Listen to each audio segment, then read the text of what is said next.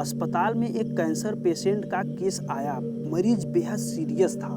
अस्पताल के मालिक डॉक्टर ने तत्काल खुद जाकर आईसीयू में केस की जांच की। 2-3 घंटे के ऑपरेशन के बाद डॉक्टर बाहर आया और अपने स्टाफ को कहा कि इस व्यक्ति को किसी प्रकार की कमी या तकलीफ नहीं होनी चाहिए और उससे इलाज व दवा के पैसे न लेने के लिए भी कहा। मरीज तकरीबन 15 दिन तक अस्पताल में रहा। जब बिल्कुल ठीक हो गया और उसको डिस्चार्ज करने का दिन आया तो उस मरीज का तकरीबन 2.5 लाख रुपए का बिल अस्पताल के मालिक यानी डॉक्टर के टेबल पर आया। डॉक्टर ने अपने अकाउंट मैनेजर को बुलाकर के कहा कि इस व्यक्ति से एक पैसे भी नहीं लेना है। ऐसा करो, तुम उस मरीज को लेकर मेरे चैम्बर में आओ। मरीज व्हील चेयर पर चैम्बर में लाया गया। डॉक्टर ने मरीज से पूछा, भाई मुझे पहचानते हो? मरीज ने कहा, लगता तो है कि मैंने आपको कहीं देखा है। डॉक्टर ने कहा, याद कीजिए, बीते 2 साल पहले सूर्यास्त के समय शहर से दूर उस जंगल में तुमने एक गाड़ी ठीक की थी। उस रोज मैं परिवार सहित पिकनिक मनाकर लौट रहा था कि अचानक कार में से धुआं निकलने लगा और गाड़ी बंद हो गई। कार एक तरफ खड़ी कर हम लोगों ने चालू करने की पूरी कोशिश की, परंतु कार चालू नहीं हुई। अंधेरा थोड़ा थोड़ा घिरने लगा था। चारों तरफ घना जंगल और रोड एकदम सुनसान था।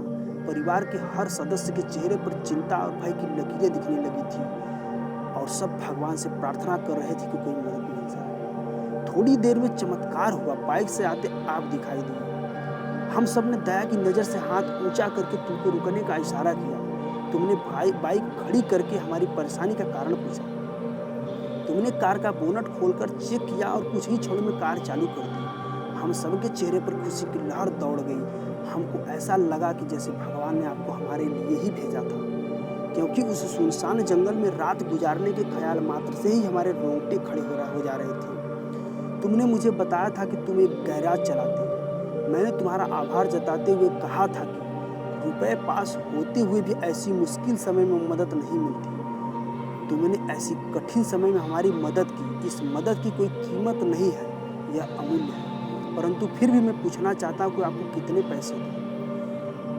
उस समय तुमने मेरे आगे हाथ जोड़कर जो शब्द कहे थे, वह शब्द आज भी मेरे जीवन की प्रेरणा बन गए हैं। तुमने कहा था कि मेरा नियम और सिद्धांत है कि मैं मुश्किल में पड़े व्यक्ति की मदद के बदले कभी कुछ नहीं लेता। मेरी इस मजदूरी का हिसाब भगवान रखते हैं। उस दिन मैंने सोचा कि जब एक सामान्य आय का व्यक्ति इस प्रकार के उच्च विचार रख सकता है और उनका संकल्प पूर्वक पालन कर सकता है, तो मैं क्यों नहीं कर सकता? और मैंने भी अपने जीवन में यही संकल्प ले लिया है। 2 साल हो गए हैं, मुझे कभी कोई कमी नहीं पड़ी। पहले जितनी अपेक्षा रखता था, भगवान के आशीर्वाद से उससे अधिक मिल रहा है। यह अस्पताल मेरा है। तुम यहाँ मेरे मेहमान हो और तुम्हारे ही बताए हुए नियम के अनुसार मैं तुमसे कुछ भी नहीं ले सकता।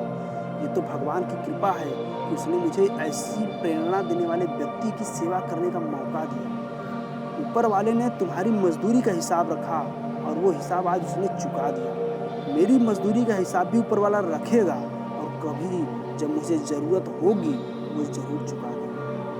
डॉक्टर ने मरीज से कहा, तुम आराम से घर जाओ और कभी भी कोई तकलीफ हो तो बिना संकोच के मेरे पास आ सकते हो। मरीज ने जाते हुए चैम्बर में रखी भगवान श्री कृष्ण की तस्वीर के सामने हाथ जोड़कर कहा, हे प्रभु, आपने आज मेरे कर्म का पूरा हिसाब ब्याज समेत चुका दिया। इस कहानी से क्या सीख मिली?